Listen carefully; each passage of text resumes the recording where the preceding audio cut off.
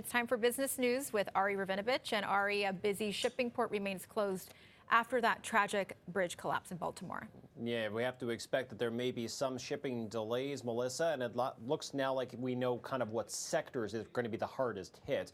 And so it might affect your shipping delays for such things as passenger vehicles, as well as those for agriculture and construction, so-called roll-on and roll-off cargo. And that's what the Port of Baltimore is one of the busiest ports for in North America, as well as one of the overall busiest ports for many different industries. Now, some vehicle makers are saying that this may only make for some minor shipping delays, but we have to assume that they could be, more than expected, if anything. So if you're expecting a passenger vehicle, you may want to expect delays beyond the usual quoted shipping times. At the very least, minor shipping delays are to be expected following that bridge collapse earlier this week, Melissa.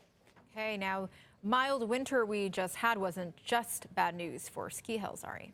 No, for sure. There was a lot of seasonal businesses that were affected, especially people who like to go snowmobiling.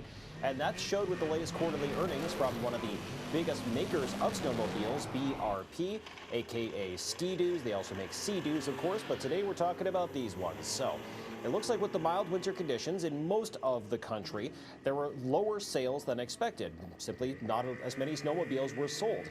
So that led to the lower than expected revenue and overall profits for BRP. They're also saying that this could continue into the next few quarters. But the good news is shares of BRP on Bay Street gained more than 5% today. So investors didn't seem too concerned about the slowdown in sales, as long as there isn't a surplus in snowmobile inventory, which would otherwise mean having to have sales, and that could eat into BRP's bottom line. So investors are saying, we understand, and we're there with you, staying as shareholders for now, it seems, Melissa.